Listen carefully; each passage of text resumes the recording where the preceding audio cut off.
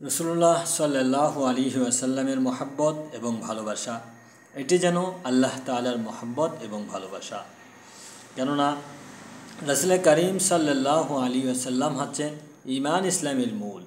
দেখুন, আমরা ঈমান পেয়েছি রসুলের মাধ্যমে, আমরা ইসলাম পেয়েছি রসুলের মাধ্যমে, আমরা আল্লাহ তাআলা সম্পর্কে জানতে পেরেছি রসুলের মাধ্যমে।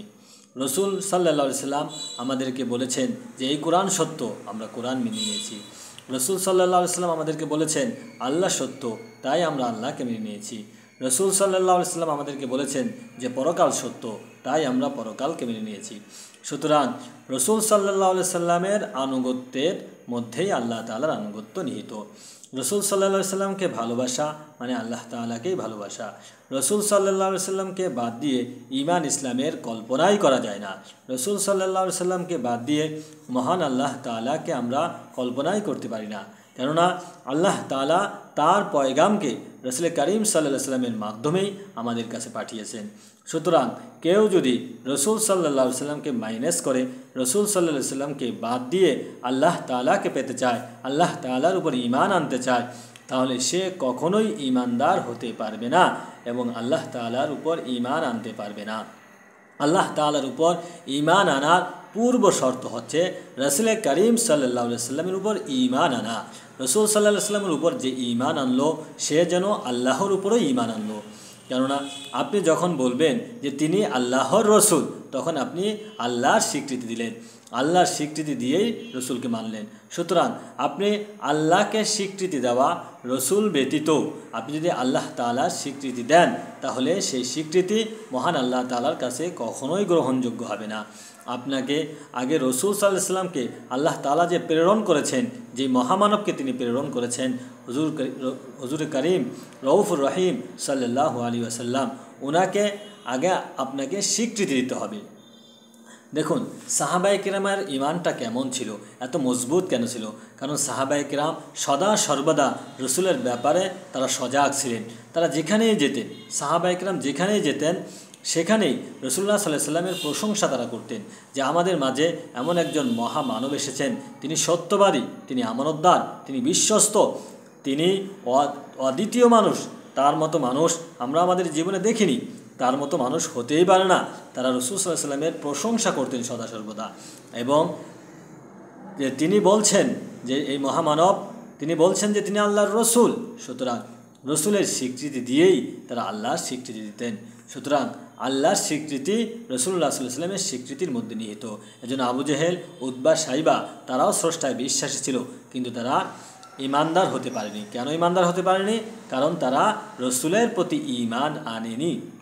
সুতরাং সারা পৃথিবীতে যারা স্রষ্টায় বিশ্বাসী, স্রষ্টাকে বিশ্বাস করে, এই মহাজগতের একজন মহান স্রষ্টা রয়েছে, স্রষ্টাকে বিশ্বাস করে, কিন্তু স্রষ্টা প্রেরিত রসুলকে যারা বিশ্বাস করে না, তারা ঈমানদার হতে পারে না।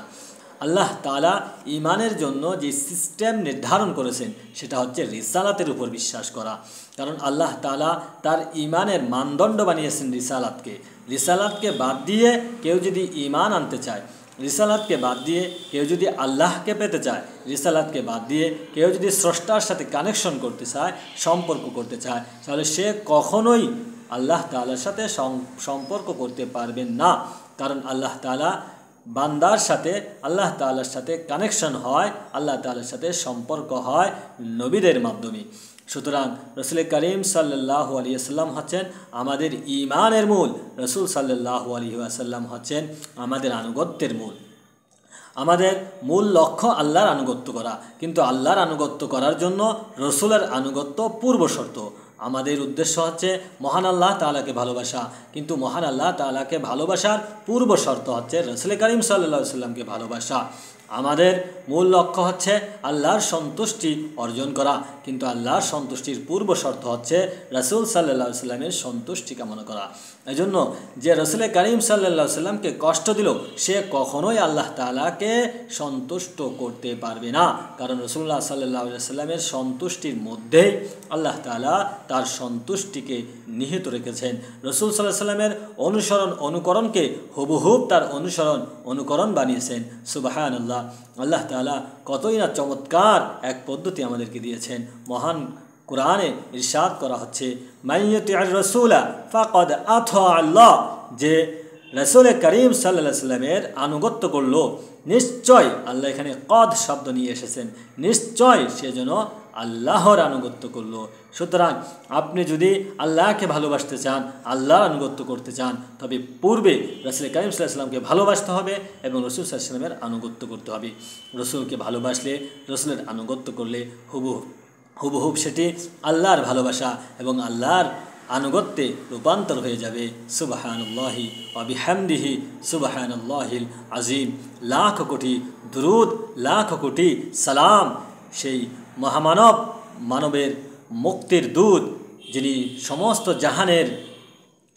জাহানের কুল কায়নাতের যিনি সরদার, কুল কায়নাতের যিনি রহমত, কুল কায়নাতের যিনি হেদায়েতের মানদণ্ড, হেদায়েতের মূল, সেই মহামানবের উপর লাখ কোটি দুরুদ ও সালাম।